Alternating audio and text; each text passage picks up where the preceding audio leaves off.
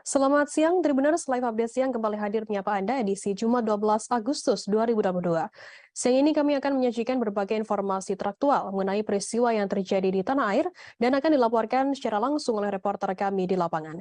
Bersama saya Firda Ananda dan inilah Live Update selengkapnya. Kita ke berita pertama, saudara, pelaku pencurian aksesoris handphone di toko Tunggal Jaya dan sempat terekam kamera CCTV pada Maret lalu. Akhirnya berhasil diciduk unit reskrim kepolisian kawasan sektor Pelabuhan Polres Tarakan pada Kamis 4 Agustus. Tak hanya aksesoris handphone, pelaku juga beraksi di tempat dan waktu yang berbeda dan berhasil membawa kabur motor warga di Kelurahan Karangbalik. Informasi lebih lengkapnya akan disampaikan oleh rekan jurnalis kami dari Tribun Kaltara. Ada Andi Pausiah yang akan melaporkannya. Silakan rekan Andi. Ya, baik rekan Firda, selamat siang Tribuners. Bersama saya Andi melaporkan dari Kota Tarakan, Provinsi Kalimantan Utara. Ya benar, pada hari Kamis tanggal 11 Agustus 2022 kemarin, Kepolisian Sektor Kawasan Pelabuhan atau KSKP Polres Tarakan menggelar rilis pers bersama awak media. Di sini satu pelaku pencurian yang melakukan aksinya di dua lokasi ditampilkan. Pelaku tersebut berinisial RA atau RH dan memang sudah berhasil diamankan oleh unit reskrim KSKP Polres Tarakan. Adapun untuk pelaku RA sendiri, untuk pencurian lokasi pertama ya beraksi melakukan pencurian berada di sekitar toko Tunggal Jaya 7 yang berlokasi di RT 1 Kelurahan Selumit. Di sini ia melakukan pencurian sekitar pukul 13 WITA pada tanggal 3 Agustus yang dilaporkan warga, dan pelaku terbukti berdasarkan informasi rekaman CCTV 2 kali bolak-balik melakukan pencurian.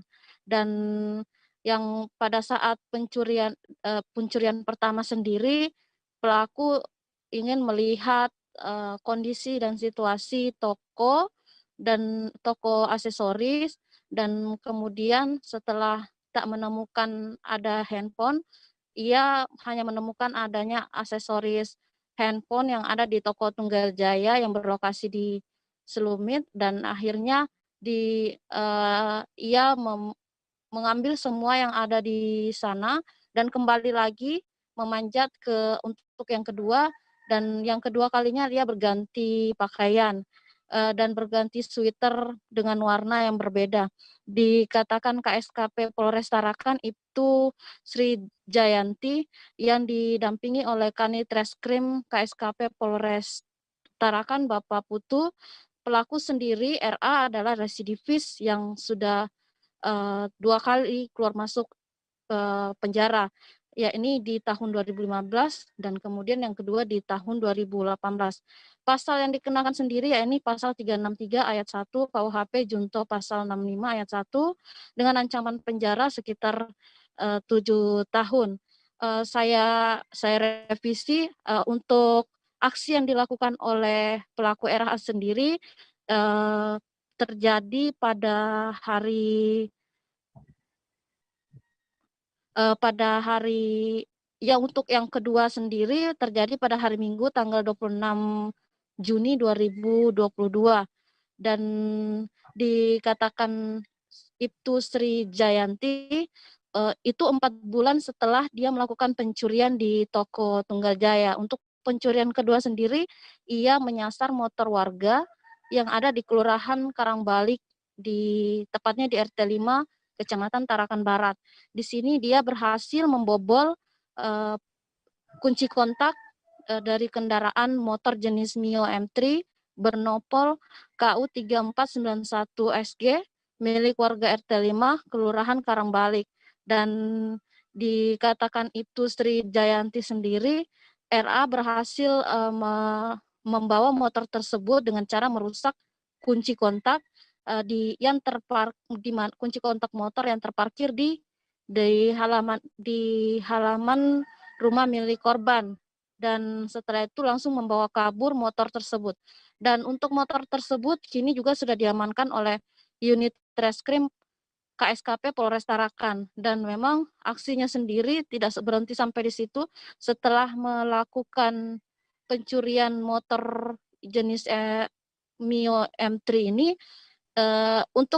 agar aksinya tidak tercium dan tidak dikenali oleh korban, motor tersebut diubah warnanya dari sebelumnya berwarna merah hitam menjadi hijau hitam, dan nomor pelatnya pun juga diganti.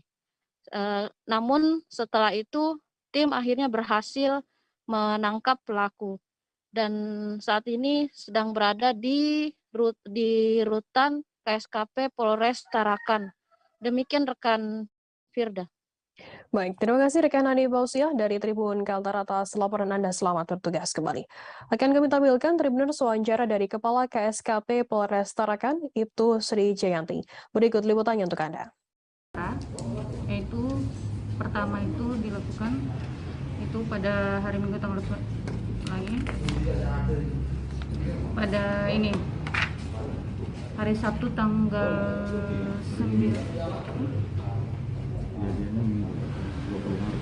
20 Maret. Nah itu jadi saat pelapor menutup toko dengan keadaan rapi dan terkunci, kemudian pada hari Senin tanggal 21 Maret sekitar jam 9.30 itu saat pelapor membuka toko, pelapor melihat toko sudah dalam keadaan berantakan dan brankas toko sudah terbuka. Nah, adapun barang-barang yang hilang itu dalam toko yaitu satu buah Beats Live, satu buah Smart Tech, satu buah Fit, dan 2 Samsung, 10 buah MMC 64 BG Vigen, dan 6 buah AF. Pokoknya barang-barang di konternya dia tuh banyak yang hilang, aksesoris yang dalam toko jadi hilang, dan kerugian itu sekitar 11.360.000. Dari hal tersebut dari pihak itu korban melapor ke KSKP, namun pelaku belum. Dirtipidum Bareskrim Polri Brigjen Andirian Jayadi menyampaikan motif dibalik pembunuhan Brigadir J. Dalam konferensi pers yang digelar di Mako Brimob Polri, Cimanggis, Kota Depok, Andi mengatakan bahwa tersangka Irjen Ferry Sambo emosi setelah mendengar laporan dari sang istri. Dalam keterangannya, tersangka FS atau Ferry Sambo mengatakan bahwa dirinya menjadi marah dan emosi setelah mendapat laporan dari sang istri Putri Chandrawati. Andi mengatakan Irjen Ferry Sambo mengatakan bahwa istrinya telah mendapatkan tindakan yang melukai harkat dan martabat oleh almarhum Brigadir J. Informasi lebih lengkapnya akan disampaikan oleh rekan jurnalis kami dari Tribun Jakarta. Ada Dwi Putra Kesuma yang akan melaporkannya. Silakan rekan Putra. Baik, selamat siang Firda dan juga Tribuners. Bisa saya sampaikan bahwa pada Kamis 11 Agustus 2022 malam, polisi akhirnya menguak motif dari kasus pembunuhan Brigadir J yang dilakukan oleh mantan Kadif Propam Polri Irjen Ferdy Sambo. Dirtipidum Mabes Polri, yakni Brigjen Pol Andirian Jayadi, mengatakan pada konferensi pers yang digelar di Makobrimob Cimanggis, Kota Depok, bahwa motif dari Irjen Ferdy Sambo nekat menghabisi nyawa anak buahnya, yakni Brigadir J, adalah untuk menjaga hakikat dan juga martabat keluarganya, yang mana ia mengaku bahwa istrinya, Putri Chandrawati, telah mengalami tindakan yang merendahkan harkat dan martabat keluarganya. Oleh sebab itu, Irjen Ferdy Sambo pun hilaf dan akhirnya menyuruh anak buahnya yang lain, yakni Brigadir RE dan Barada RE dan juga rekan RR untuk menghabisi nyawa korban. Selain itu, informasi yang saya terima juga terkini bahwa Komnas HAM akan melakukan pemeriksaan terhadap Barada E dan juga Irjen Ferdy Sambo di Makobrimob pada sore nanti, namun belum diketahui pukul berapa untuk kepastian datang dari pihak Komnas HAM memeriksa keduanya. Kurang lebih seperti itu yang saya sampaikan, Firda. Ya, baik. Terima kasih rekan Putra dari Tribun Jakarta atas laporan Anda. Selamat bertugas kembali. Dan akan kami tampilkan Tribuners wawancara dari Dirtipidum Bareskrim Polri Brigjen Andirian Jayadi. Berikut liputannya untuk Anda. Bagaimana tadi sudah disampaikan oleh Bapak Kadif Humas, hari ini untuk pertama kali kita melakukan atau penyidik sudah melakukan pemeriksaan tersangka FS sebagai tersangka. Ya, setelah ditetapkan statusnya sebagai tersangka 2 hari yang lalu. Kemudian bersamaan juga tim sudah melakukan pemeriksaan tambahan terhadap 3 tersangka lainnya, tapi bertempat di Bareskrim. Nah, khusus untuk tersangka FS itu kita lakukan di Mako Brimob Polri. Pemeriksaan sudah dilakukan sejak pukul 11 tadi siang dan selesai pukul 18 tadi. Dalam kesempatan ini tolong dicatat, saya ingin menyampaikan satu hal, bahwa di dalam keterangannya tersangka FS mengatakan bahwa dirinya menjadi marah dan emosi setelah mendapat laporan dari istrinya PC yang telah mengalami tindakan yang melukai harkat dan martabat keluarga yang terjadi di Magelang yang dilakukan oleh almarhum Joshua. Oleh karena itu, kemudian tersangka FS memanggil tersangka RR dan tersangka RE untuk melakukan pembunuhan, untuk merencanakan pembunuhan terhadap almarhum Joshua. Saya kira demikian rekan-rekan. Terima kasih. Mantan Kadif Propam Polri Irjen Ferry Sambo menyampaikan pesan dari tempatnya ditahan di Makobrimob Kelapa II Depok, Jawa Barat. Pesan itu disampaikan Ferry Sambo melalui kuasa hukumnya Arman Hanis. Pesan yang disampaikan Ferry Sambo ditujukan kepada Kapolri Jenderal Polisi Sigit Prabowo, kemudian rekan sejawat Polri, masyarakat Indonesia, dan institusi Polri yang berisi soal permohonan maaf atas kehilafannya. Arman Hanis membacakan pesan Ferry Sambo di Jalan Saguling 3, Kompleks Pertambangan Duren 3, Pancoran, Jakarta Selatan pada Kamis 11 Agustus kemarin.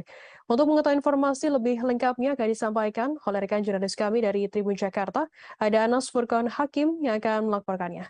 Silakan rekan Anas. Ya, baik Firda dan Tribuners, bisa saya sampaikan bahwa pada Kamis 11 Agustus 2022 pada malam kemarin, Ferdy Sambo menyampaikan pesan permohonan maaf yang dibacakan oleh kuasa hukumnya Arman Hanis. Pesan itu seperti disebutkan tadi disampaikan di depan kediaman pribadinya di Jalan Saguling 3, Kompleks Pertambangan Duren 3, Pancoran, Jakarta Selatan. Dalam pesan tersebut, Ferdy Sambo mengakui kesalahannya. Ia juga mengaku telah merekayasa kasus ini dengan memberikan informasi yang tidak benar saat kasus ini bergulir sejak awal. Ia pun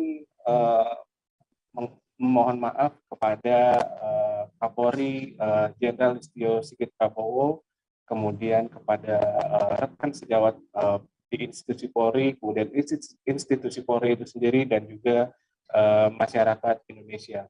Ferdy Sambo, mantan Kadif Propam itu juga bersedia nantinya akan bertanggung jawab untuk mempertanggungjawabkan perbuatannya di pengadilan. Sementara itu Arman mengakui bahwa Ferdy Sambo dalam pemeriksaannya sebagai tersangka di Makobrimob pada Kamis kemarin bersikap kooperatif dan menjawab pertanyaan dari tim sus Polri sesuai kapasitasnya sebagai tersangka. Seperti diketahui, Ferdy Sambo bersama 3 orang lainnya, yakni Baradae, kemudian Brigadir RR, dan seorang berinisial KM telah ditetapkan sebagai tersangka.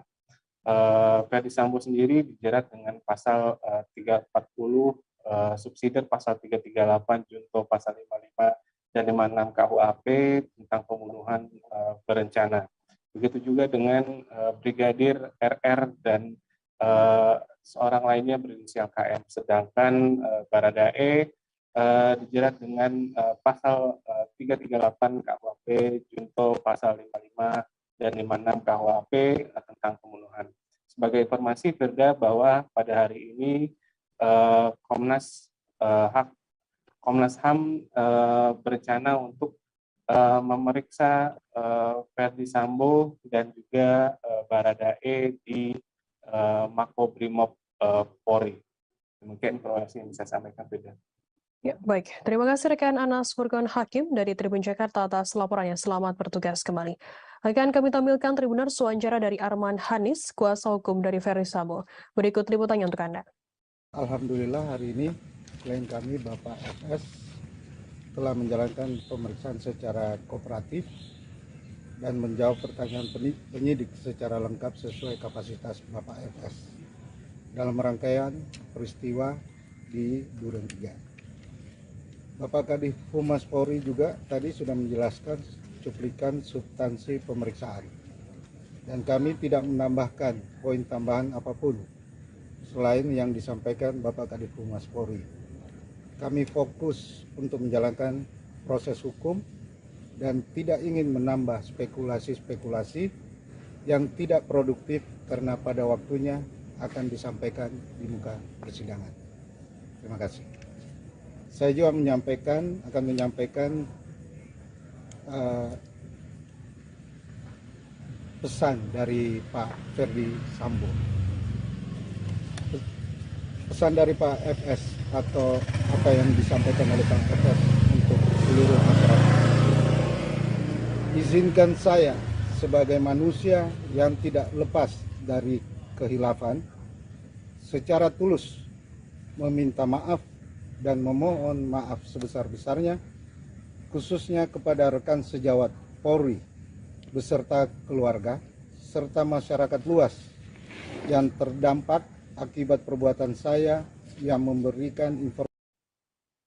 Polisi berhasil mengamankan 2 orang pelaku yang mengakibatkan viralnya video mesum sepasang pelajar di salah satu kedai kopi di Balikpapan.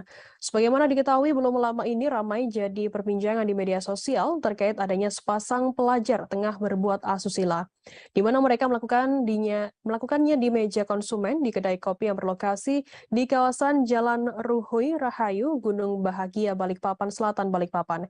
Informasi lebih lengkapnya akan disampaikan oleh rekan jurnalis kami dari Tribun Kaltim, ada Muhammad Zain yang akan melaporkannya. Silakan rekan Zain.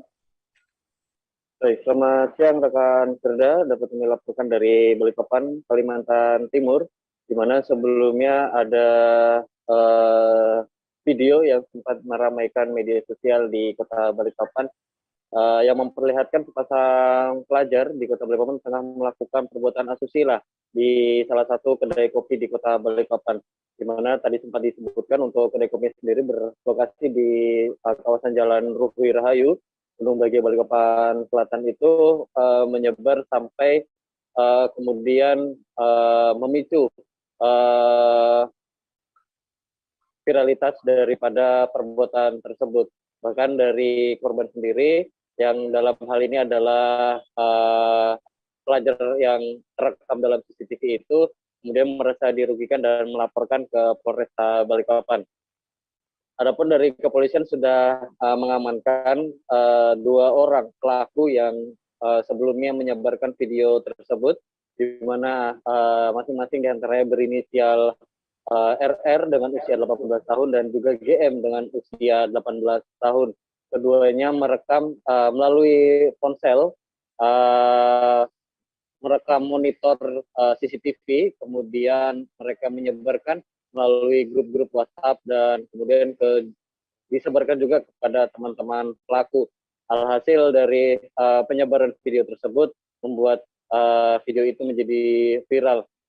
Dan kemudian dari kepolisian sendiri sudah memeriksa baik itu daripada 2 pelaku, kemudian juga daripada korban yang terlibat atas viralnya video mesum pelajar tersebut. Kemudian dari keterangan masing-masing pelaku, di mana mereka menyebarkan video tersebut hanya karena memang keisengan semata dan memang mereka hanya sebatas untuk kepentingan sensasi belaka. Dan daripada itu, dari polisi mempertemukan antara 2 pelaku dan juga orang tua korban yang sebelumnya sempat melapor ke Mapolresta Balikpapan.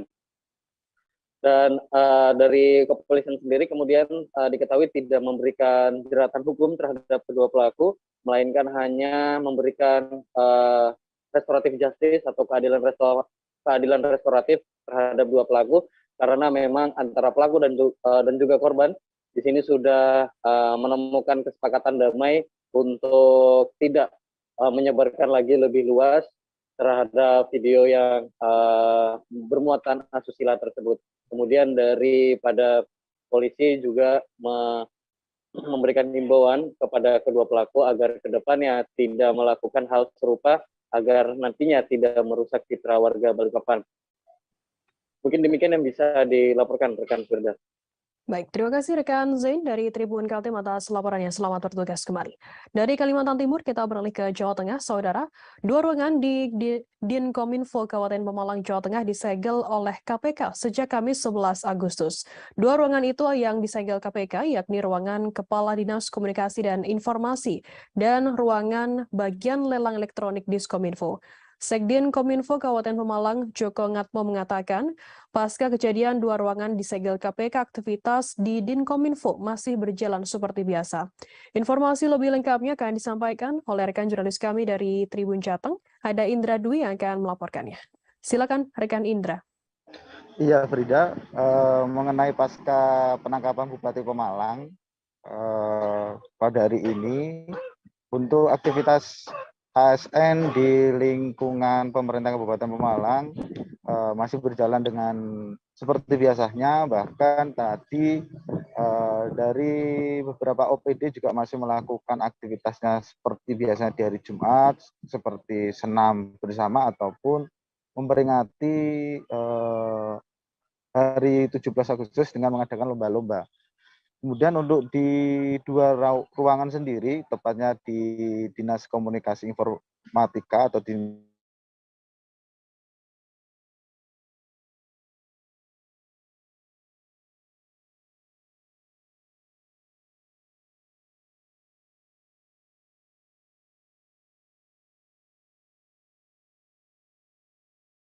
sekretariat.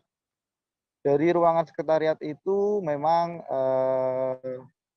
mempunyai jalan tembus untuk ke wilayah ruangan kepala dinas. Bahkan sekretaris dinas Kominfo Joko Ngatmo mengatakan bahwa pasca penyegelan tersebut untuk aktivitas ASN dan layanan masyarakat masih berjalan dengan normal, namun untuk yang ruangan sekretariat dialihkan ke ruangan meeting Dinkominfo setempat. Kemudian untuk mengenai kenapa disegel, dari pihak Dinas Kominfo, dari Sekdin Kominfo mengatakan bahwa dia tidak tahu bahwa kemarin ketika masih rapat untuk situasi masih normal, belum ada penyegelan, namun ketika sore harinya pulang juga masih normal. Dia mendapatkan informasi adanya penyegelan ruangan di Kominfo itu sekitar pukul 10 pagi setelah ada berita mengenai tangkapan OTT KPK yaitu Bupati Pemalang beserta jajarannya. Dan siang tadi Gubernur Jawa Tengah Ganjar Pranowo langsung datang ke Pemkab Pemalang untuk memberikan arahan kepada Wakil Bupati Pemalang beserta jajarannya. Di saat itu juga Gubernur Jawa Tengah memberikan arahan agar untuk menyelesaikan permasalahan ini, dan Gubernur Jawa Tengah siap mendampingi Wakil Bupati Pekalongan untuk menjalankan roda pemerintahan agar kembali normal kembali. Demikian laporan dari Pemalang, Frida.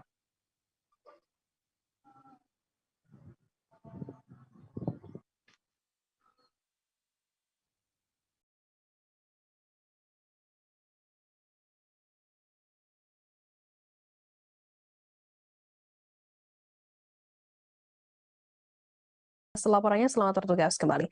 Akan kami tampilkan Tribuners wawancara dari Sekdin Kominfo Kabupaten Pemalang, Jawa Tengah, Joko Ngatmo. Berikut liputannya untuk Anda. Dan semuanya, dan teman-teman juga tidak ada yang tidak berangkat, semuanya berangkat. Yang disegel ini kantor apa Pak? Ruangan? Yang disegel ini ruangan Pak Kadin, sama ini ruang umum yang tembus ke ruang Pak Kadin. Ya kami kaget, terus kaget kan, kami pulang kan tidak ada masalah loh. Begitu tadi berangkat loh. Pulang jam berapa itu Pak kemarin? Saya pulang jam 4:30. Belum ada ya? Belum ada. belum ada. Informasinya segel jam berapa? Saya malah dapat itu dari TV malam itu. Oh, dari TV ya. Ya. Tapi Pak Kadin saat ini sudah memberikan informasi terkait dengan penyegelan ini? Belum. Keberadaan Pak Kadin sendiri? Saya sih nggak tahu. Nggak tahu. Nggak bisa dihubungin apa Pak? Saya nggak komunikasi. Saya jarang komunikasi dengan pimpinan sih. Kalau kecuali saya ditelepon. Ya. Juga kan. Nggak tahu juga ya. Itu terakhir kapan Pak ketemu Pak? Saya ketemu Pak Kadin siang. Kemarin siang. Masih ya. Oh, berarti juga masih ada aktivitas kemarin ya? Saya nggak tahu. Nggak tahu ya. Karena kami siang ada rapat di BPID, tim masuk, Pak Kadin masuk lihat kerja kami. Terus selesai, terus tidak ketemu lagi. Saya aktivitas normal biasa. Saya selesai jam 4 sholat, terus pulang. Itu disegel kenapa sih Pak? Ya saya nggak ngerti. Tapi dampak penyegelan ini gimana untuk yang bertugas di dalam? Ya, dalam ini kan pelayanan umum. Ya, surat-surat masuk keluar kan bisa di luar kan bisa. Oh. Ya, enggak pengaruh. Pengaruh ya. Ya. Makanya kan tak pasangi kursi biar enggak, kan kadang enggak lihat ya. Langsung buka pintu itu kan nanti kan jadi. Itu sengaja dipasang tadi. Kasih kursi. Dia tidak rusak berarti Pak? Iya, biar kan kadang ada yang masuk nggak melihat ini disegel langsung nanti klek aja kan kita yang salah. Jadi masalah berarti. Iya, makanya tak atur kursi kan nanti kan, loh kok ada apa kursi di situ kan itu ya. Biar tidak robek gitu. Iya. Sejak berdirinya Polres kawasan Bandara I Gusti Ngurah Rai pada bulan Maret 2022 lalu yang sampai dengan bulan Agustus ini, Satuan Res Narkoba telah berhasil melakukan pengungkapan kasus narkoba sebanyak 4 kali dengan jumlah tersangka 4 orang. Dan 4 kasus yang ditangani tersebut masing-masing 2 kali pengungkapan dari hasil penyelidikan dan 2 kali kasus pelimpahan dari kantor Bea dan Cukai I Gusti Ngurah Rai. Informasi lebih lengkapnya akan disampaikan oleh rekan jurnalis kami dari Tribun Bali, ada Zainal Nur Arifin yang akan melaporkannya. Silakan rekan Zainal. Ya, selamat siang rekan kerja di studio dan Tribuners dimanapun berada.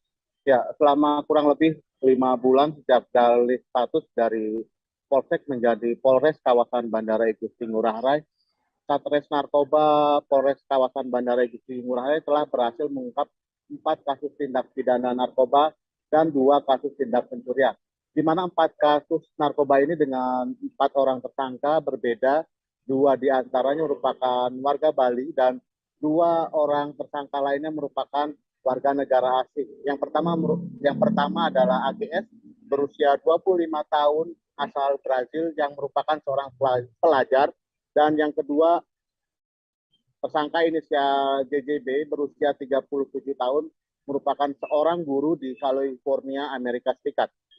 Dari tangan AGS sendiri didapatkan barang bukti berupa 4 kemasan klip putih bertuliskan Supermau berisikan daun-daun kering yang diduga mengandung sediaan ganja dengan berat bruto 9,1 gram atau 2,8 gram neto.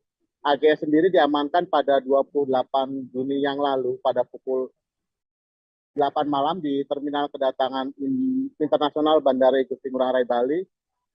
Kasus ini berawal dari barang bawaan AGS yang begitu melewati mesin X-ray dari Bea Cukai dicurigai mengandung isian barang narkoba. Dan untuk tersangka inisial JJB, warga negara asal California, Amerika Serikat ini diamankan pada 19 Juli yang lalu, sama juga di Terminal Kedatangan Bandara I Gusti Ngurah Rai, Bali, dan sama juga berawal kasusnya dari kecurigaan petugas Bea Cukai terhadap barang bawaan daripada JJB tersebut. Dan untuk kasus JJB, setelah dilakukan pemeriksaan lebih lanjut pada barang bawaan yang bersangkutan, diamankan 6 buah cartridge vape atau rokok elektrik yang bermerek Stisi yang berisikan cairan kekuningan, di mana dari 6 buah cartridge ini dicurigai mengandung sediaan narkotika golongan 1 dengan berat keseluruhan 35 gram bruto atau seberat 3,81 gram neto. Dan untuk 4 kasus narkoba yang berhasil diungkap tersebut, 1 diantaranya telah dilimpahkan ke Kejaksaan Negeri Badung, dan 1 orang tersangka kini juga telah berada di rumah tahanan Kejari Badung. Sementara 3 kasus lainnya masih dalam penyidikan dan 3 tersangka kasus narkoba tersebut masih ditahan di rutan Polres kawasan Bandara Igusti Ngurah Rai Bali. Dan dari keterangan Kapolres kawasan Bandara Igusti Ngurah Rai Bali, AKBP Ida Ayu Wikarniti menyampaikan terima kasih dan sangat mengapresiasi kerjasama yang baik antara kantor Bea Cukai Bandara Igusti Ngurah Rai dengan Polres kawasan Bandara. Dan terhadap keempat tersangka disangkakan pasal yang berbeda-beda, mulai dari pasal 112 ayat 1, kemudian pasal 113 ayat 1, dan pasal 11 ayat 1 Undang-Undang RI nomor 35 tahun 2009. Demikian rekan Firda di studio. Ya, baik. Terima kasih rekan Zainal atas laporan Anda. Selamat bertugas kembali. Kita beralih ke informasi lainnya, Saudara. Seorang ibu rumah tangga atau IRT berinisial S, 34 tahun, diamankan Satres Narkoba Polres Sidrap. IRTS ditangkap di rumahnya di Kampung Wala, Kecamatan Maritengai, Kabupaten Sidrap. IRTS mengaku mengonsumsi sabu-sabu untuk mengobati kolesterolnya. Dari tangan S sendiri, polisi menyita kurang lebih 1 gram paket sabu-sabu. Informasi lebih lengkapnya akan disampaikan oleh rekan jurnalis kami dari Tribun Timur, ada Nining Anggriani yang akan melaporkannya. Silakan rekan Nining. Ya, terima kasih Firda. Ya, terima kasih Firda. Baik Tribuners, untuk diketahui IRTS ini diamankan di kediamannya di Kampung Wala, Kecamatan, mengonsumsi sabu-sabu untuk mengobati kolesterolnya tersebut. Dia mendapatkan masukan dari orang-orang terdekatnya kalau mengonsumsi sabu-sabu bisa mengobati kolesterolnya. Namun hal ini dari pihak kepolisian mengatakan S tidak mempunyai resep dokter, sehingga hal ini masih diselidiki oleh pihak kepolisian apakah betul memang S menggunakan sabu-sabu untuk mengobati kolesterolnya tersebut. S sendiri mengaku jika ia menderita penyakit kolesterol ringan, sehingga untuk mengobati kolesterolnya itu membutuhkan sabu-sabu. Nah, penggunaan sabu-sabu ini S mengaku baru melakukannya, baru-baru ini ia lakukan dengan saran dari orang-orang, dan ia pun mencobanya. Nah, dari tangan S sendiri, polisi menyita kurang lebih 1 gram paket sabu-sabu, dan S kini telah ditetapkan sebagai tersangka penyalahgunaan narkotika. Kemudian dari keterangan Kapolres Sidrap, AKBP Erwin Syah mengatakan tersangka S ini merupakan pengedar sekaligus pemakai. S mengaku menggunakan sabu-sabu untuk penyakit kolesterolnya ini masih diselidiki karena kemungkinan itu hanya alibi dari S untuk bebas dari jeratan hukuman. Nah, AKBP Erwin Syah juga ketika sendiri harus menggunakan resep dokter jika memang seseorang tersebut mempunyai penyakit yang harus menggunakan penggunaan narkotika tersebut. Nah, Kasat Narkoba, sementara itu Kasat Narkoba Polres Sidrap AKP Arham Gusdiar mengatakan tersangka dikenakan pasal 114 ayat 1 dan 2 serta pasal 112 ayat 1 dan 2 dan 127 Undang-Undang RI nomor 35 tahun 2009 tentang narkotika. Nah, untuk ancaman hukumannya sendiri yakni pidana penjara seumur hidup atau pidana penjara paling singkat 1 tahun dan paling lama 20 tahun serta pidana denda paling sedikit 800 juta dan paling banyak 10 miliar.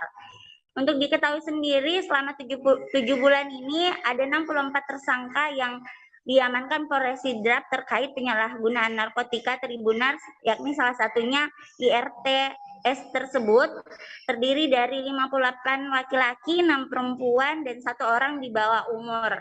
Dari 60 tersangka ini, barang bukti yang diamankan sebanyak 698,257 gram sabu-sabu, 62 butir ekstraksi, dan 995 butir obat daftar G. Seperti itu, Firda.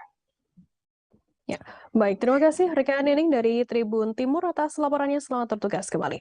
Akan kami tampilkan Tribuners wawancara dari Kapolres Sidrap AKBP Erwin Syah dan juga seorang pemakai yakni IRT berinisial S. Berikut liputannya untuk Anda. Tersangka kaitannya dengan penyalahgunaan kasus narkotika dan obat-obatan saat ini dalam proses penyidikan.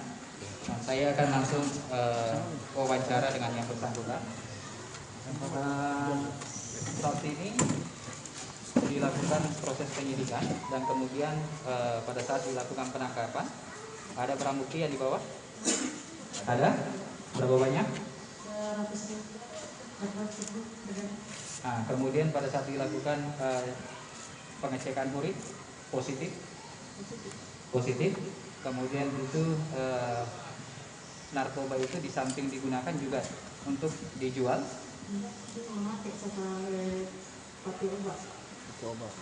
Digunakan pakai obat. Iya. Kolesterol. Iya. Tapi barang buktinya ada pada saat dilakukan pemeriksaan ada ya. Kemudian pada saat cek urin juga positif ya. Kampuala. Bagaimana ceritanya kita didapat? Bagaimana kita ceritanya didapat? Tidak saja. Memakai. Barangnya kita dapat dari mana? Barangnya kita dapat dari mana? Di tas. Kita tidak jual. Tidak. Memakai saja. Sudah berapa lama memakai? Baru 3 hari. Berapa kita belikan itu? 1,5. Per gram atau 150. Per gram 150. Di mana kita ambil kita beli? Tidak tahu, anak-anak juga. Kenapa kita tertarik pakai itu? Dia anak-anak bilang obat.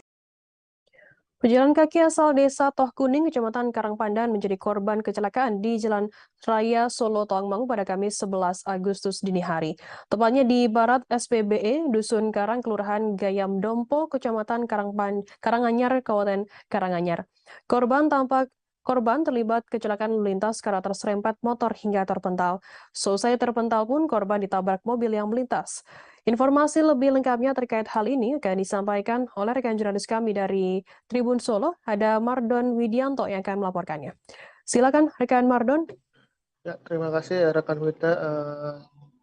Selamat siang Tribuners, akan menyampaikan informasi terkait kecelakaan yang terjadi saat Kamis dini hari, tepatnya sekitar pukul 3, yang melibatkan satu mobil dan satu motor serta menewaskan seorang pejalan kaki. Seorang pejalan kaki asal Toh Kuning, Kecamatan Karangpandan menjadi korban kecelakaan di Jalan Solo Tawangmangu, tepatnya di barat SPBE, Kelurahan Gayam Dompo, Kecamatan Kabupaten Karanganyar. Korban terlibat kecelakaan usai terserempet motor hingga terpental dan ditabrak oleh mobil yang sedang melintas. Untuk koordinator Rescue Pemuda Pancasila Junaidi Setiawan mengatakan kecelakaan tersebut terjadi sekitar pukul 3 pagi dan adapun pihak yang terlibat yaitu mobil Innova hitam dengan nopol AE 1981 EF dan sepeda motor yang diketahui berjenis Yamaha Vision.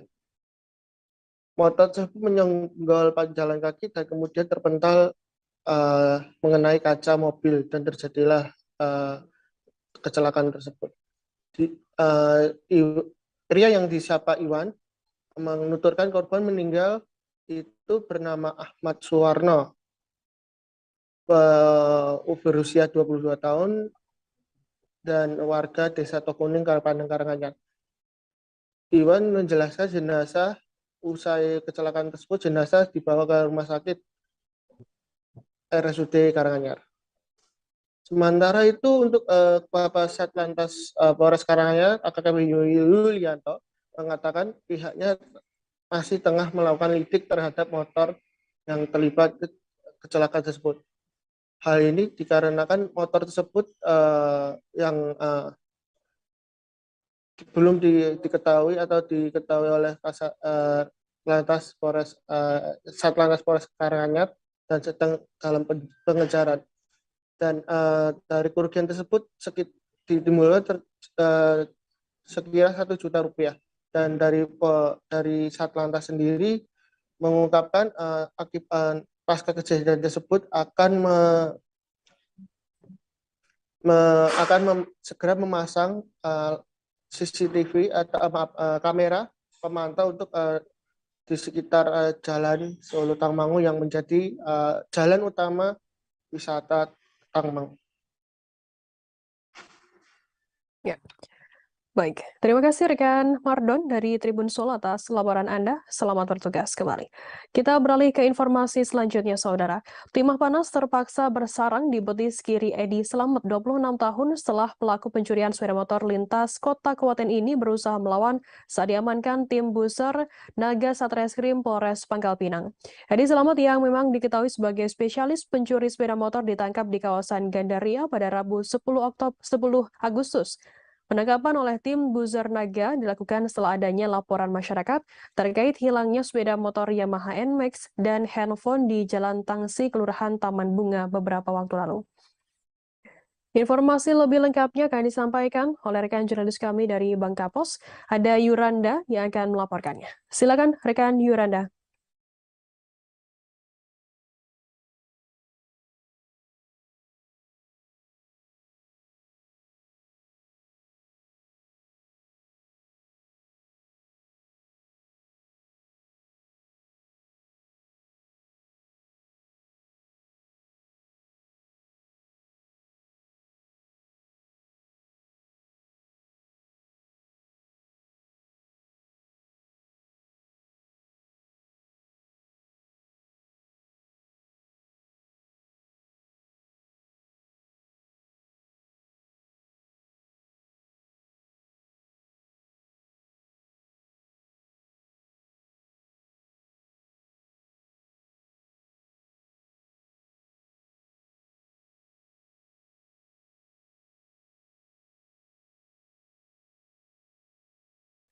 Informasi lebih lengkapnya ini akan dilaporkan oleh rekan jurnalis kami dari Bangkapos, ada Rizky Irianda Pahlevi yang akan melaporkannya. Silakan rekan Rizky. Ya, Firda, pada Rabu 10 Agustus lalu, tim Buser Naga Satreskrim Polres Pangkal Pinang berhasil menangkap Edi Slamet yang merupakan pelaku tindak pidana pencurian sepeda motor. Edi Slamet ini ditangkap di kawasan Gandaria, Kota Pangkal Pinang, memang diketahui merupakan spesialis pencuri sepeda motor. Untuk penangkapannya pun bermula dari laporan warga setelah menjadi korban dari Edi Slamet ini. Saat itu korban yang sedang mencari kontrakan meninggalkan motor NMAX-nya dan handphone yang disimpan di dashboard depan di pinggir jalan. Dari laporan inilah tim Buser Naga Satreskrim Polres Pangkal Pinang ini mencari keberadaan Edi dan berhasil menangkapnya. Namun saat dilakukan penangkapan oleh tim Naga, Edi Slamet ini justru melawan dan berusaha menyerang aparat kepolisian. Hal inilah yang membuat tim Buser Naga pun harus melepaskan tembakan terukur ke arah betis kiri Edi Slamet. Lebih lanjut, saat dilakukan pencarian barang bukti, ternyata tidak hanya satu motor yang dicuri oleh Edi, melainkan ada 3 motor lainnya yang ditemukan terparkir di belakang rumahnya yang merupakan hasil curian. Saat dilakukan interogasi pun, Edi Slamet pun mengakui sudah beraksi di beberapa lokasi di Kota Pangkal Pinang, KD hingga ke Kabupaten Bangka Tengah. Dan dari keterangan Edi saat interogasi pun, Edi mengakui dari keempat sepeda motor itu tidak ada yang dijualnya, melainkan hanya digunakan untuk keluarganya saja. Sementara itu, Kasatreskrim Polres Pangkal Pinang AKP Adi Putra pun saat dikonfirmasi pihaknya akan terus melakukan penyidikan guna mencari barang bukti lainnya yang mungkin saja masih disembunyikan oleh pelaku. Demikian, Firda. Ya, baik, terima kasih rekan Rizky dari Bangkapos atas laporan Anda. Selamat bertugas kembali. Kita beralih ke informasi selanjutnya, Saudara. Satu unit kendaraan truk dengan nomor polisi BG 8191GC yang bermuatan karet siap ekspor terguling di ruas Jalan Jenderal Sudirman, tepatnya di depan SPBU Kampung Jawa, Kecamatan Muntok, Bangka Barat pada Kamis 11 Agustus. Berdasarkan pantauan di lokasi kejadian, truk tersebut melaju dari arah Pangkal Pinang menuju Muntok, Kabupaten Bangka Barat. Sesampainya di depan SPBU Kampung Jawa untuk mengisi bahan bakar minyak, kendaraan tersebut tidak kuat naik tanjakan yang ada di depan SPBU, sehingga mobil tersebut seketika mundur lantaran bermuatan berat dan terguling. Informasi lebih lengkapnya akan disampaikan oleh rekan jurnalis kami dari Bangkapos, ada Yuranda yang akan melaporkannya. Silakan rekan Yuranda. Ya, baik Firda, biar saya sampaikan dari Kabupaten Bangka Barat sendiri. Tadi malam, satu unit kendaraan truk jenis truk terguling di depan SPBU Kampung Jawa, Kecamatan Muntok, Kabupaten Bangka Barat. Truk itu bermuatan karet siap ekspor, tak mampu menanjak ke atpan SPBU tersebut sehingga mundur dan akhirnya terguling. Hal itu menjadi sorotan banyak masyarakat yang saat melintas di sana. Berbagai masyarakat langsung mendatangi truk tersebut dan langsung melihat sopirnya bernama Ego langsung keluar dari truk tersebut. Truk tersebut berbunyi dentuman yang sangat keras sehingga para warga langsung datang ke TKP. Ali yang merupakan warga setempat mengatakan musibah truk itu terguling usai maghrib. Saat itu terdengar suara bunyi yang sangat cukup keras sehingga ia langsung keluar bersama warga lainnya. Melihat sopirnya tidak apa-apa dan korban jiwa pun tidak ada, akhirnya mereka langsung melakukan pertolongan terhadap sopir tersebut. Sementara Satuan Lantas Polres Bangka Barat sendiri langsung melakukan olah TKP dan memandu arus lalu lintas di sekitar. Sampai saat ini truk tersebut sudah bisa untuk dijalankan dan tidak ada mengalami rusak parah, sehingga polisi pun langsung memperbolehkan mereka langsung untuk melaju ke Palembang guna untuk ekspor karet tersebut. Begitu Firda yang bisa saya sampaikan. Baik, terima kasih rekan Yuranda dari Bangka Pos atas laporannya. Selamat bertugas kembali. Tribuners, akan kami tampilkan wawancara dari Ali, warga kampung Jawa Muntok, Bangka Barat. Berikut liputannya untuk Anda. Untuk kejadian truk nih sekitar jam berapa Bang, Abang dengar? Sekitar jam 6 lewat dikit lah. Maghrib berarti? Ya, habis maghrib. Ini tabrakan atau memang terguling sendiri? Terguling. Terguling. Ya. Dari arah mana ke arah mana nih? Dari arah Pangkal mau ke pelabuhan. Oh, ke arah pelabuhan. Bukannya dia mau ngisi? Mana kayaknya mau mengisi bahan bakar. Oh, isi bahan bakar dulu. Ya, mau mengisi bahan bakar. Jadi kemungkinan kan karena posisi yang tinggi ya. Ya, waktu kejadian itu abang pas lagi di mana? Pas di dalam. Di dalam. Oh, nengok. Ada bunyi aja dengan dipuprak gitu kan. Pas Bapak tengok ada korban jiwa atau ada nabrak atau ada? Tidak ada kayak Bang. Hanya sendiri sopir. Dengan Bapak siapa? Ali. Pak Ali. Ya. Umur berapa? Majelis Hakim Pengadilan Negeri ID Aceh Timur kembali menjatuhkan hukuman pidana mati kepada 3 terdakwa perkara narkotika jenis sabu dengan barang bukti 210 kg. Dalam sidang pembacaan putusan terhadap Sujefri dan kawan-kawan yang berlangsung secara virtual di Pengadilan Negeri ID pada Rabu 10 Agustus pada pukul 3 sore. Informasi lebih lengkapnya terkait hal ini akan disampaikan oleh rekan jurnalis kami dari Sremi News Indonesia, ada Seni Hendry yang akan melaporkannya. Silakan rekan Seni Hendry. Ya, terima kasih rekan Pida. Dari Kabupaten Aceh Timur dapat kami laporkan bahwa Majelis Hakim Pengadilan Negeri ID Kabupaten Aceh Timur kembali menjatuhkan hukuman pidana mati terhadap 3 terdakwa perkara narkotika jenis sabu-sabu dengan barang bukti sebanyak 210 kg. Kepala Kejaksaan Negeri Kabupaten Aceh Timur Bapak Semeru SHMH melalui Kasih Intel Bapak Wendy Yufrijal SHMH mengatakan ketiga terdakwa yang divonis pidana mati tersebut yakni adalah Sujefri, 40 tahun, warga desa Tambuh Baroh, Kecamatan Dewantara, Kabupaten Aceh Utara. Terdakwa lainnya yaitu Farid, 39 tahun, warga desa Jangka Masjid, Kecamatan Jangka, Kabupaten Biren. Dan satu terdakwa lagi yakni Hasanul, 26 tahun, warga desa Lumput, Kecamatan Madat, Kabupaten Aceh Timur. Kasih Intel Wendy mengatakan pembacaan putusan terhadap Sujefri dan kawan-kawan ini berlangsung secara virtual, yang mana para terdakwa mengikuti sidang dari lapas ID yang berlangsung yang dipimpin oleh Ketua Majelis Hakim Ibu Afriyanti SHMH didampingi oleh Ike Ari Kesuma SHMH dan Zaki Anwar SH selaku hakim anggota dari Pengadilan Negeri ID. Sidang pembacaan putusan tersebut berlangsung pada hari Rabu 10 Agustus kemarin. Sementara jaksa penuntut umum dari Kejaksaan Negeri Aceh Timur yang menghadiri sidang putusan ini yaitu Cherry Arida SH dan Ricky Rosiwa.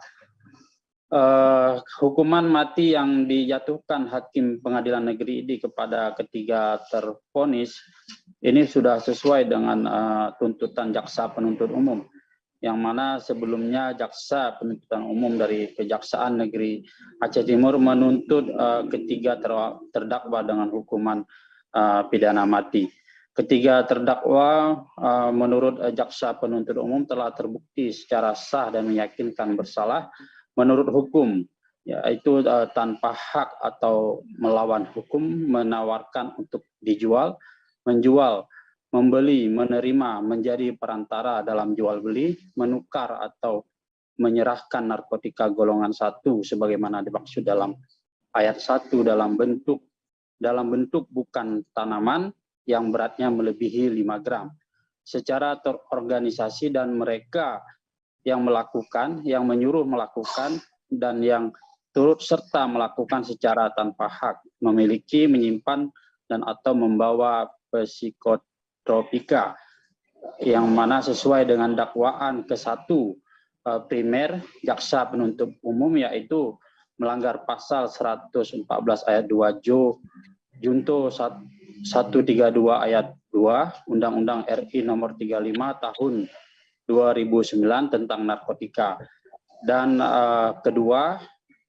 dakwaan kedua pasal 62 Undang-Undang Republik Indonesia nomor 5 tahun 1997 tentang psikotropika junto pasal 55 ayat 1 KUHP. Dalam putusan itu Majelis Hakim Pengadilan Negeri ini juga menetapkan barang bukti dalam perkara ini sebanyak 210 kg sabu-sabu. Selain itu 200.000 butir tablet inek dan 47.500 butir tablet Happy Five dan sejumlah barang bukti lainnya. Atas putusan ini terdakwa menyatakan banding ke Pengadilan Negeri Tinggi Banda Aceh. Begitu juga sikap jaksa penuntut umum dari Kejaksaan Negeri Aceh Timur atas putusan ini menyatakan sikap pikir-pikir. Demikian rekan Firda dari Aceh Timur, Seni Henry melaporkan. Ya, baik. Terima kasih rekan Seni Henry dari Serambi News Indonesia atas laporan Anda. Selamat bertugas kembali. Kita beralih ke informasi lainnya, Saudara. Menko Kemaritiman dan Investasi Luhut Binsar Panjaitan menegaskan akan mencabut izin operasional perusahaan sawit di Papua Barat. Pencabutan izin dilakukan kepada perusahaan sawit yang sudah memiliki izin namun tak beroperasi dengan baik. Informasi lebih lengkapnya terkait hal ini akan disampaikan oleh rekan jurnalis kami dari Tribun Papua Barat, ada Petrus Boli yang akan melaporkannya. Silakan rekan Petrus. Rekan Firda dan juga Tribuners, dapat kami laporkan dari Kota Sorong, Provinsi Papua Barat, bahwa pada Kamis 11 Agustus 2022 kemarin, Menko Kemaritiman dan Investasi Luhut Binsar Panjaitan melakukan kunjungan kerja ke Kota Sorong, Provinsi Papua Barat. Dalam kunjungan kerja tersebut, Luhut bertemu sejumlah pejabat di lingkup pemerintah Provinsi Papua Barat. Di sana kami melihat ada Sekda Provinsi Papua Barat, Nathaniel Mandacan, ada juga Wali Kota Sorong, Lambertus Jitmau, dan juga Bupati Kabupaten Raja Ampat, yaitu Abdul Faris Umlati. Dalam kunjungan kali ini, Tribuners, Menko Luhut melakukan pertemuan bersama pejabat-pejabat utama di Forkopimda Provinsi Papua Barat. Dalam pertemuan tersebut ada sejumlah persoalan atau sejumlah hal yang dibahas, dan salah satu yang kami konfirmasi setelah pertemuan itu, melakukan konfirmasi kepada Luhut Binsar Panjaitan. Ia mengatakan salah satu hal yang dibahas adalah terkait perusahaan sawit yang beroperasi di Provinsi Papua Barat. Dalam keterangannya, Tribuners, Luhut mengatakan bahwa perusahaan sawit yang beroperasi di Papua Barat sendiri akan dicabut izinnya apabila mereka tidak melakukan aktivitas penanaman di perkebunan sawit yang mereka telah mendapatkan izinnya. Luhut juga mengancam bahwa untuk perusahaan-perusahaan sawit yang sudah memiliki izin tetapi tidak beroperasi agar dicabut izin operasionalnya. Selain berbicara soal sawit, Luhut juga memberikan beberapa persoalan yang dibahas terkait meminta pemerintah Provinsi Papua Barat untuk mengaktifkan kembali lahan-lahan pertanian dan juga mengaktifkan kembali UMKM yang ada di Provinsi Papua Barat untuk meningkatkan ekonomi lokal di Papua Barat. Selain itu juga Tribuners, Luhut memberikan apresiasi dan juga pujiannya terkait pembangunan infrastruktur di Provinsi Papua Barat cukup baik, Tribuners. Dan juga kami dapat melaporkan bahwa Luhut juga mengkritisi soal kebersihan yang ada di Provinsi Papua Barat, yaitu salah satunya terkait pembuangan sampah di laut. Hal ini Luhut mengatakan bahwa pemerintah dan juga bupati, wali kota untuk memperhatikan sampah-sampah yang dibuang ke laut karena akan merusak ekosistem laut. Apalagi dalam pertemuan tersebut ada juga Bupati Raja Ampat, dia juga meminta agar Bupati menjaga kebersihan karena Raja Ampat menjadi salah satu destinasi wisata yang kini mendunia, Tribuners. Selain itu juga Pak Luhut juga meminta agar adanya perbaikan dan juga perluasan Bandara Domine Edward Osak Sorong dan juga keputusan untuk membuat pelabuhan kawasan ekonomi khusus di Kota Sorong, Tribuners. Demikian rekan Dea. Ya, baik, terima kasih rekan Petrus dari Tribun Papua Barat atas laporan Anda. Selamat bertugas kembali. Akan kami tampilkan Tribuners wawancara dari Luhut Binsar Panjaitan, Menko Kemaritiman dan Investasi. Berikut liputannya untuk Anda. Kritik mengenai pertanian, supaya dibikin pertanian. Kelima tadi mengenai kelapa sawit. Jadi kalau kelapa sawit yang tidak dibangun-bangun, supaya dicabutin aja semua izinnya. Dari bintang KLHK dilakukan itu. Jadi jangan dibiarkan kita disandra oleh orang lain. Itu jadi tanah terlantar. Ya. Kemudian jadi 6 tadi menyangkut masalah UMKM semua supaya diwujudkan. Dari menyangkut pada e-katalog supaya tadi industri-industri daerah itu juga bisa tumbuh. Jadi tadi saya minta para bupati untuk masuk juga kepada e-katalog.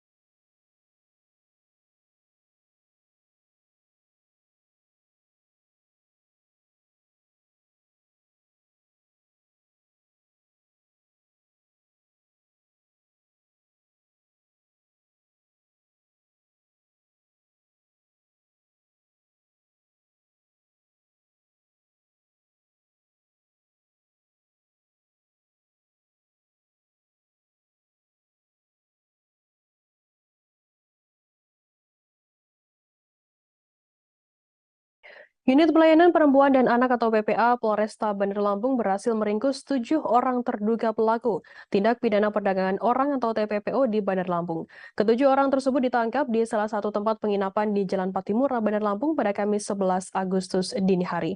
Terduga pelaku yang berhasil diamankan berinisial F 17 tahun, D 16 tahun, E 18 tahun, O 17 tahun, M 16 tahun, dan 2 orang lainnya yang sudah ditetapkan sebagai tersangka yakni ES 20 tahun dan DO 19 tahun. Informasi lebih lengkapnya akan disampaikan oleh rekan jurnalis kami dari Tribun Lampung. Ada Kiki Adi Pratama yang akan melaporkannya. Silakan rekan Kiki.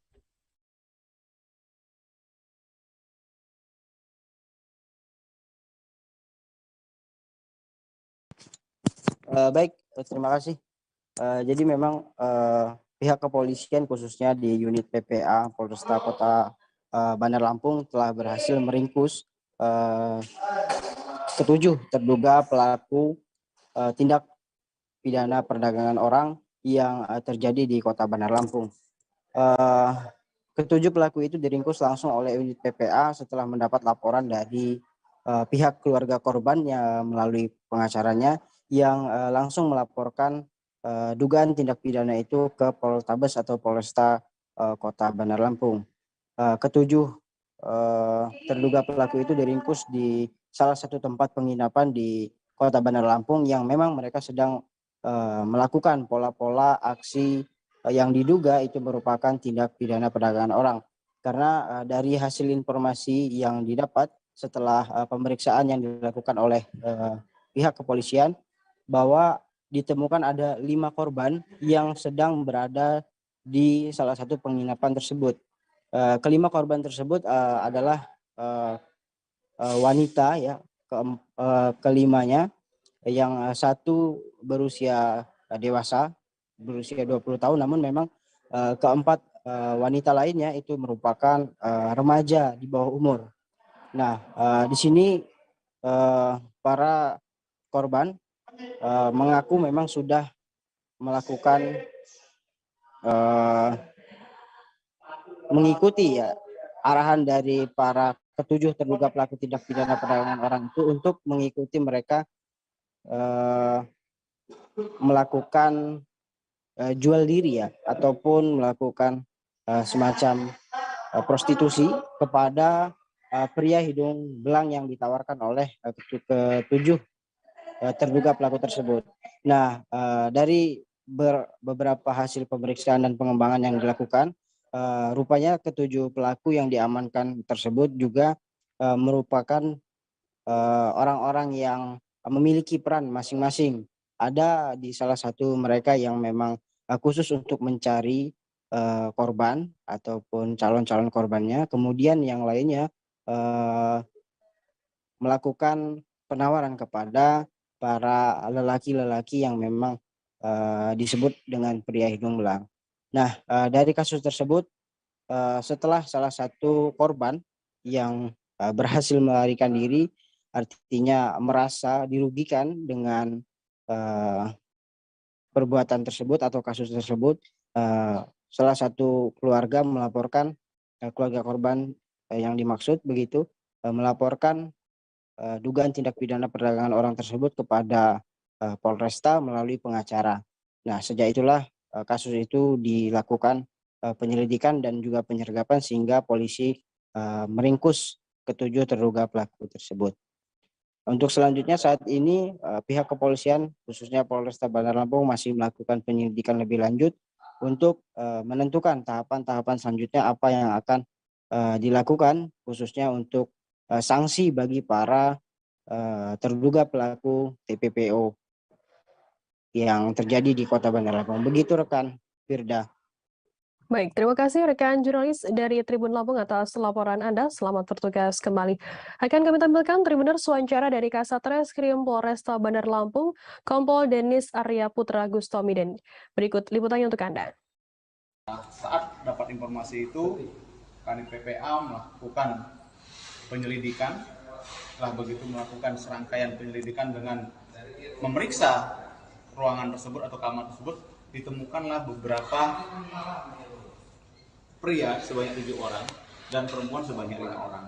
Yang dimana notabene-nya laki-laki ini masih juga berada di batas umur anak sekitar 18. Setelah begitu 5 orang kita amankan, yang perempuan kita amankan, kita selamatkan. Anak tersebut satu berumur dewasa, 4 orangnya anak-anak.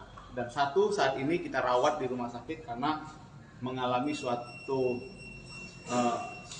penyakit yang ada di dalam di tempat sensitif dari wanita tersebut, anak-anak tersebut. Yang anak-anak apa yang dewasa? Yang anak-anak. Sekarang anak-anak itu dirawat dan dijaga oleh anaknya di rumah sakit. Nah, saat ini kami sedang melakukan pemeriksaan secara intensif terkait peran-peran dari masing-masing yang kita amankan. Jadi ini adalah tindak perdagangan orang, anak di bawah umur, yang dimana itu pola sementara niatnya mereka memang melakukan. Pada bulan Agustus, para petani padi di Kabupaten Madiun mulai memasuki masa panen raya padi kedua. Sejumlah petani mengeluhkan produksi atau hasil panen padi yang menurun lantaran sulitnya mendapatkan pupuk bersubsidi. Menurut seorang petani Biran, pupuk subsidi yang diberikan oleh pemerintah hanya bisa memenuhi 50% dari kebutuhan petani. Selain pupuk, turunnya produksi panen padi petani juga dikarenakan hama wereng dan hama lain yang mengakibatkan padi tumbuh kerdil. Informasi lebih lengkapnya akan disampaikan oleh rekan jurnalis kami dari Tribun Jatim, ada Sofyan Arif Chandra yang akan melaporkannya. Silakan rekan Chandra. Ya, terima kasih rekan Firda. Selamat siang Tribuners. Benar, pada bulan Agustus ini para petani padi di Kabupaten Madiun mulai memasuki masa panen raya padi kedua setelah masa panen raya padi pertama pada sekitar bulan Maret atau April lalu telah dilakukan. Nah, untuk panen raya padi kedua ini sejumlah petani mengeluhkan adanya penurunan produksi atau hasil panen padi yang menurun. Nah, beberapa penyebabnya adalah sulitnya mendapatkan pupuk bersubsidi dan ditambah adanya hama, yaitu hama wereng dan lainnya yang menyebabkan produksi padi ini tidak maksimal. Nah, kami juga sempat melakukan wawancara dengan seorang petani.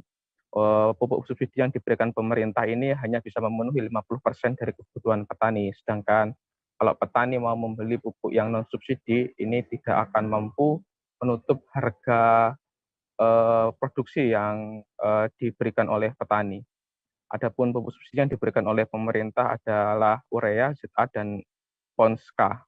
Nah, untuk hama sendiri ada beberapa jenis hama beda yang dikeluhkan oleh para petani, yang terutama yaitu hama wereng yang menyebabkan padi ini tidak ada isinya sehingga kosong. Yang kedua adalah hama yang menyebabkan padi ini tumbuh kerdil sehingga tidak bisa menghasilkan gabah.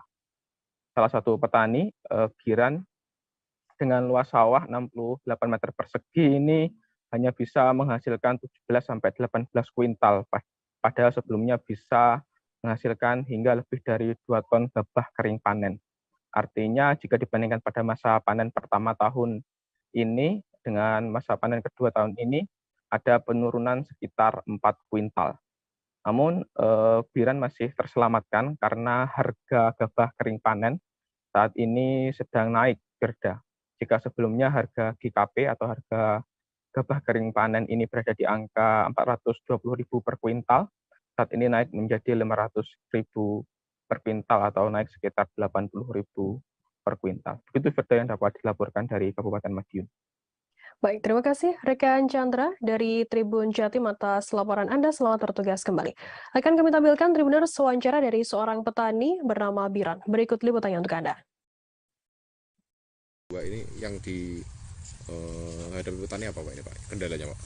Kendalanya rabuk nih Mas, rabuk yang jelas. Terus selain itu? Panennya nggih niku sebagian parine mboten jebul. Nggih kalih wereng niku sing jelas. Kalau pupuk gimana Pak? Pupuknya sulit didapatkan atau? Pupuk bantuan aran apa niku subsidi napa bantuan niku? Subsidi. Nah niku olahe per garit niku namung ureane sasak, jetane sasak, poskane sasak. Kurang gitu Mbak ya? Kurang akeh niku Mas, kurang separuh yang jelas. Kalau untuk hama seperti apa Mbak? Hama nggih wereng sing jelas. Kedua kerdil niku. Warga Kelurahan Kilasah, Kecamatan Kasemen, Kota Serang digegerkan penemuan mayat mengapung di saluran irigasi pada Jumat 12 Agustus. Kapolsek Kasemen AKP Ugum Tariana membenarkan informasi tersebut. Ugum mengatakan bahwa sosok mayat berjenis kelamin perempuan itu ditemukan warga pada sekitar pukul 7 pagi waktu Indonesia Barat. Hugo menjelaskan bahwa sesosok mayat itu pertama kali ditemukan oleh seorang warga bernama Hamsanah, 50 tahun, sebagai saksi mata. Informasi lebih lengkapnya akan disampaikan oleh rekan jurnalis kami dari Tribun Banten, ada Milda Niati yang akan melaporkannya. Silakan rekan Milda. Iya, halo Tribuners. Dapat dilaporkan bahwa memang telah ditemukan mayat sesosok pria di sekitar aliran irigasi di wilayah Kasemen, Kota Serang. Sementara ini belum diketahui penyebab dari meninggalnya korban, namun pihak kepolisian sudah mengamankan jenazah tersebut untuk diselidiki lebih lanjut terkait penyebab korban meninggal dunia. Saat ini juga mayat tersebut sudah dibawa ke Rumah Sakit Bayangkara Polda Banten untuk dilakukan tindakan lebih lanjut. Begitu rekan Firda. Ya, baik, terima kasih rekan Milda dari Tribun Banten atas laporan Anda. Selamat bertugas kembali. Akan kami tampilkan Tribuners wawancara dari Kasat Reskrim Polresta Serang Kota AKP David Adi Kusuma. Berikut liputannya untuk Anda. Mayat terkapar ya, hingga kami datang ke sini bersama tim Inafis dan dari Bayangkara Polda. Selanjutnya kami melakukan olah TKP. Nanti hasilnya setelah dari forensik ya, nanti kami akan sampaikan kembali. Jenis kelaminnya apa Pak? Ya? Jenis kelamin mayat yang untuk jenis kelamin yang bersangkutan kami temui jenis kelamin laki-laki. Ada luka di badan? Luka, ada beberapa luka tadi di bagian tangan ya, karena kita perhatikan tadi juga sama-sama rekan-rekan melihat bahwa yang bersangkutan ini ada memegang kabel. Ya, nah tapi nanti hasilnya akan kami dalami kembali dari hasil forensik. Ada identitas yang ditemukan? Identitas masih kami cari. Usianya sekitar berapa, Dad? Usia kurang lebih 40-an kali ya. Ya. Mungkin ada ciri-ciri yang belum masih di ini dulu. Kita bawa dulu ke Rumah Sakit Bayangkara Polda Banten, nanti setelah itu kami Institut Teknologi Nasional atau ITN Malang membuat mobil listrik bernama Bejo EV atau Electric Vehicle yang dilaunching pada Rabu 10 Agustus di halaman kampus 1. Driver mobil listrik tersebut bernama Dr. Eko Yohanes, dosen teknik mesin S1 ITN Malang yang juga sebagai tim pembuatnya. Penumpangnya adalah Rektor ITN Malang, Profesor Dr. Insinyur Abraham Lomi, dan Ketua P2 PUTN Insinyur Kartiko Ardi. Informasi lebih lengkapnya terkait hal ini akan disampaikan oleh rekan jurnalis kami dari Surya Malang, ada Silvianita yang akan melaporkannya. Silakan rekan Silvi. Ya, selamat siang Tribuners dan kerja yang di studio. Dari Malang saya melaporkan tentang kegiatan launching mobil listrik milik ITN yang dilakukan pada Rabu lalu. Ini diawali dari keinginan dari pihak yayasan P2 PUTN yang meminta agar dari dosen ITN, terutama dari dosen teknik mesin, untuk membuat inovasi terkait mobil listrik. Dan akhirnya setelah riset selama setahun, mobil itu selesai dan di-launching pada Rabu lalu.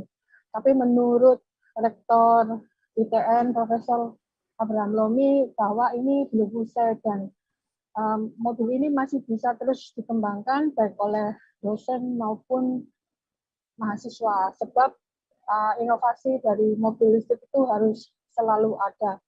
Dan mobil ini sendiri dinamakan Bejo, yang artinya dalam bahasa Jawa adalah keberuntungan atau beruntung. Sejauh ini untuk uji coba atau test drive dari mobil itu masih diadakan di sekitar kampus karena khawatir jika dilakukan di jalanan melanggar regulasi. Saat usai launching pun langsung dilakukan test drive di sekitar kampus yang dirasakan oleh rektor maupun ketua P2 PUTN. Dan selain itu juga dari dosen juga ada yang mencoba merasakan mobil kampus itu, mobil listrik itu di sekitar jalanan kampus. Dari Rektor ITN juga menyatakan adanya potensi mobil listrik juga ingin dirasakan ITN karena di kampus juga memiliki pembangkit listrik tenaga surya. Jadi selain bisa dimanfaatkan oleh ITN sendiri juga bisa dikerjasamakan dengan produsen mobil yang telah memiliki produk mobil listrik. Saat ini penggunaan hasil PLTS yang di kampus 2 ITN masih kurang dari 50%. Nampaknya juga ada produsen mobil yang memproduksi mobil listrik, mungkin akan kerjasama dengan ITN sehingga pemanfaatannya juga lebih meluas sebagai stasiun pengisian bahan bakar untuk mobil listrik. Selama ini mobil listrik juga sudah ada yang memproduksi dari beberapa produsen pabrikan, dan ini juga menjadi potensi sendiri bagi PLTS yang ada di ITN Malang. Demikian sudah. Ya, baik. Terima kasih rekan Silvi atas laporan Anda dari Malang. Selamat bertugas kembali. Akan kami tampilkan Tribuners wawancara dari Rektor ITN Malang, Dr. Eng Insinyur Abraham Lomi. Berikut liputannya untuk Anda. Kegiatan di kampus 2 dan juga salah satunya pusat riset dan inovasi. Nah, mulai itu teman-teman sudah mulai mendesain bagaimana kalau kita mencoba listrik, karena waktu itu sempat dipamerkan ada sepeda listrik, ada sepeda motor listrik, dan waktu itu mobil ini dan ini kita lihat bahwa kita juga sudah coba ya mobil listrik yang dihasilkan kawan-kawan ini dan bisa menempuh jarak lebih dari 100 km, dan chargingnya dia itu memakan waktu masih 1,5 jam. Kita berharap ke depan ini bahwa teman-teman juga berinovasi supaya masa waktu charging time-nya itu akan lebih pendek ya, tapi jangkauannya bisa. Ribuan masker digantung sebagai pernak-pernik hiasan jalan dalam memperingati HUT ke-77 RI di Desa Sekaraja Kulon, Kecamatan Jatiwangi, Kabupaten Majalengka. Hal itu terbilang unik lantaran biasanya pernak-pernik hiasan diisi dengan bendera ataupun lampu.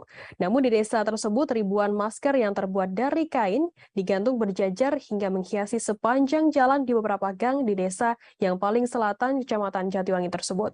Informasi lebih lengkapnya akan disampaikan oleh rekan jurnalis kami dari Tribun Cirebon, ada Eki Yulianto yang akan melaporkannya. Silakan rekan Eki. Ya baik, terima kasih Firda. Selamat siang Tribuners. Dapat saya laporkan dari Kabupaten Majalengka, Jawa Barat, di mana jika biasanya bendera menjadi pernak-pernik hiasan jalan dalam memeriahkan hari ulang tahun HUT ke-77 Republik Indonesia, lain halnya yang dilakukan para warga di Desa Sekaraja Kulon, Kecamatan Jatiwangi, Kabupaten Majalengka. Masker yang umumnya digunakan untuk pelindung hidung dan mulut dari serangan bakteri digunakan oleh warga sebagai pernak-pernik hiasan jalan. Ada ribuan masker yang digunakan dengan cara digantung secara berjajar di sejumlah titik gang di Blok Ciburuy, desa setempat. Saat diwawancarai seorang warga yang juga sebagai penggagas pengadaan pernak-pernik hiasan dari masker tersebut bernama Ari, mengatakan di tahun 2022 ini warga desa Sekaraja Kulon menginginkan pernak-pernik yang berbeda dari tahun-tahun sebelumnya, di mana di tahun-tahun sebelumnya pernak-pernik hiasan jalan hanya berasal dari atau berisi bendera atau lampu. Di tahun ini Ari berinisiatif memanfaatkan sisa ribuan masker dari seorang pengusaha konveksi di desanya untuk dijadikan pernak-pernik hiasan. Dari situlah ribuan masker diikat di sebuah tali dan digantung sepanjang jalan di Blok Ciburuy, Desa Sekaraja Kulon. Nah, sementara seorang pengusaha konveksi yang menyerahkan secara sukarela ribuan maskernya untuk hiasan pernak-pernik jalan bernama Andri Junandri mengaku di masa pandemi COVID-19 lalu pihaknya selalu memproduksi masker.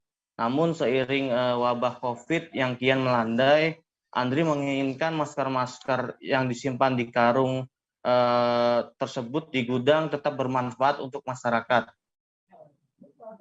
Sehingga bersama karyawannya bernama Ari tersebut, ia memanfaatkan ribuan masker untuk dijadikan pernak-pernik hiasan jalan.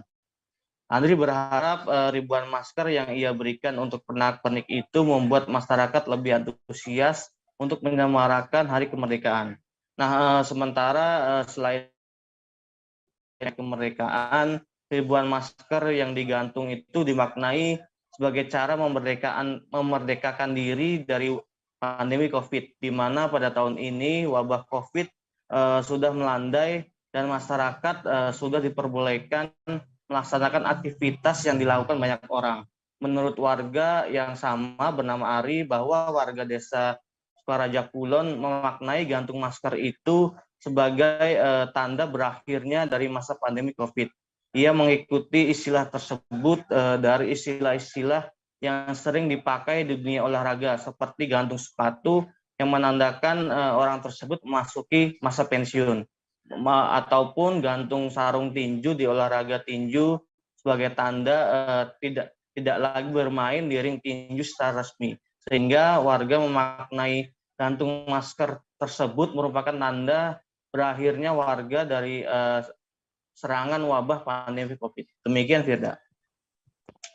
Ya, baik. Terima kasih rekan Eki atas laporan Anda. Selamat bertugas kembali. Akan kami tampilkan Tribuners wawancara dari seorang warga bernama Ari. Dan berikut liputannya untuk Anda. Terkait banyaknya masker yang digunakan untuk pernak-pernik memperingati hari 17 Agustus ini gimana nih? Bisa dijelaskan, Kak? Jadi ya ini awalnya sih spontanitas ya. Jadi, memang setiap tahun ini juga ada. Walaupun istilahnya 2 tahun terakhir kita dilanda pandemi COVID-19, tapi antusias warga dalam memperingatinya walaupun istilahnya tidak ada rame-rame gitulah seperti 2 tahun ke belakang, 2019 ke belakang, memang selalu ada. Nah, tapi baru kali ini ada yang namanya gantung masker. Nah, jadi terinspirasi kalau kebanyakan atlet kan gantung sepatu, gantung sarung tinju itu kan tandanya berakhir atau pensiun dari sepak bola, pensiun dari tinju. Nah, ini juga Harga sawit yang masih rendah tak hanya berdampak pada petani saja, akan tetapi juga berdampak pada pengepul. Mau tak mau, pengepul mencari pabrik yang bersedia membeli sawit dengan harga yang tinggi. Saat ini harga sawit kisaran di Rp1.000 hingga Rp1.100 yang dibeli pengepul dari petani.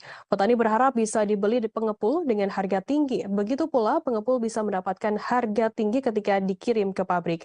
Informasi lebih lengkapnya akan disampaikan oleh rekan jurnalis kami dari Tribun Sumsel. Ada Ardiansyah yang akan melaporkannya. Silakan rekan Ardiansyah.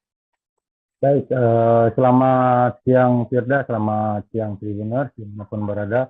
Jadi untuk beberapa minggu terakhir ini memang harga dari sawit atau tandan buah segar yang ada di wilayah Kabupaten Banyuasin mulai mengalami peningkatan meski tidak signifikan.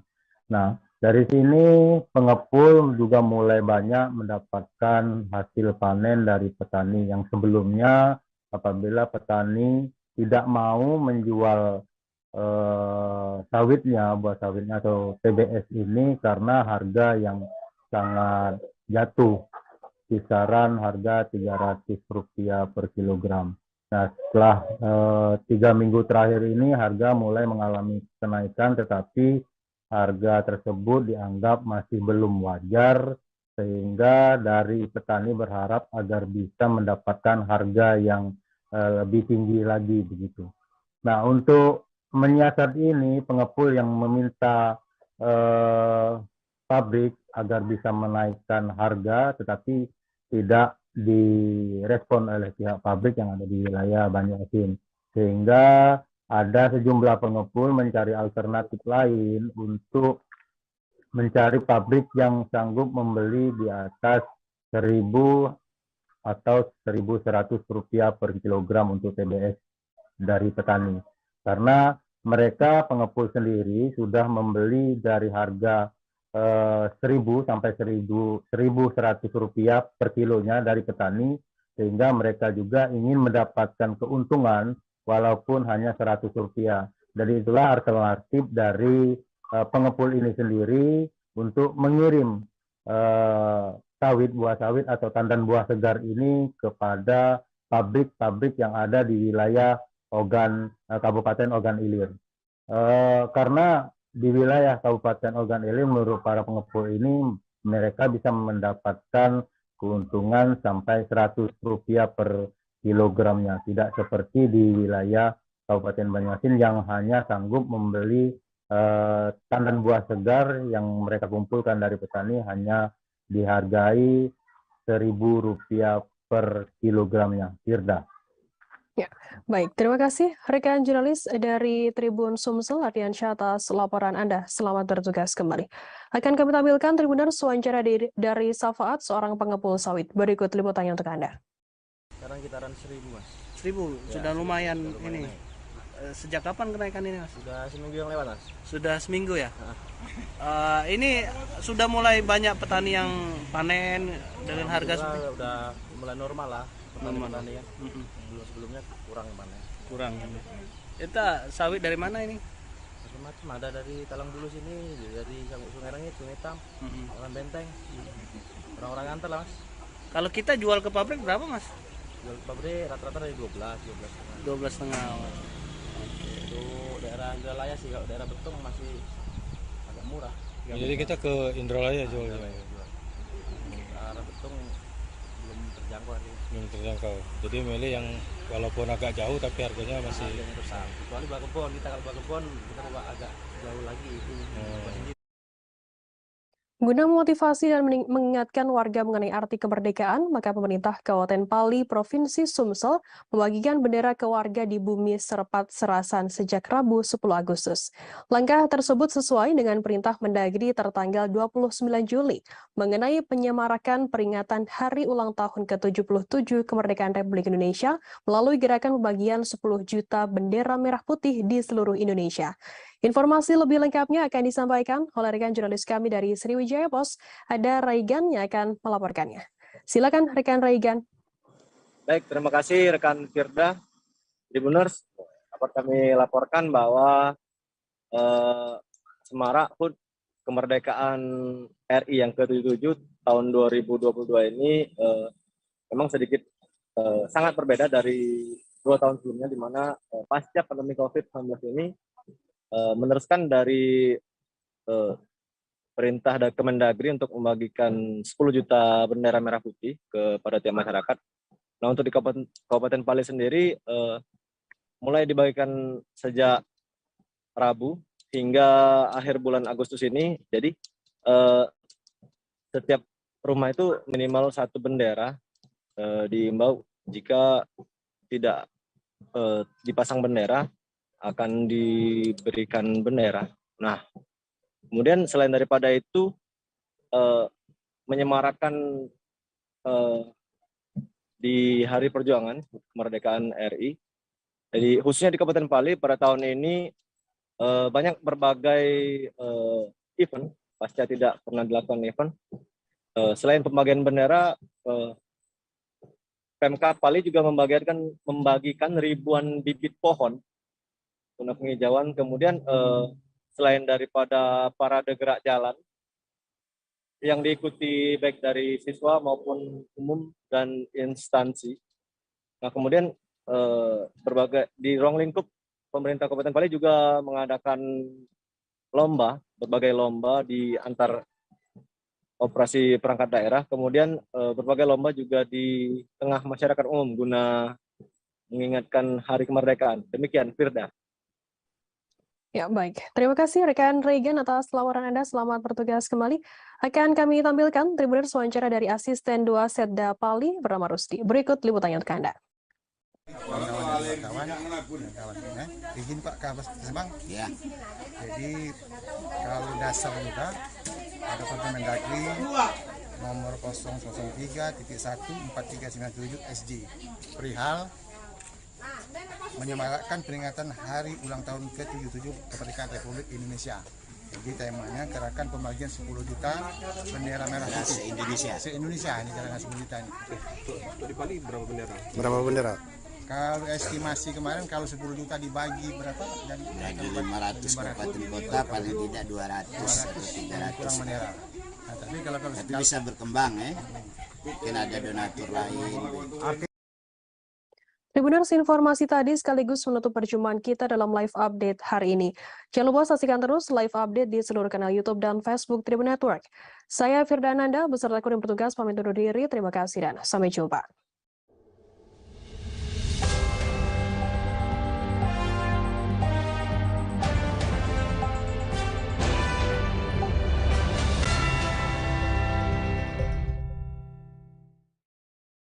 Jangan lupa like, subscribe, dan share ya.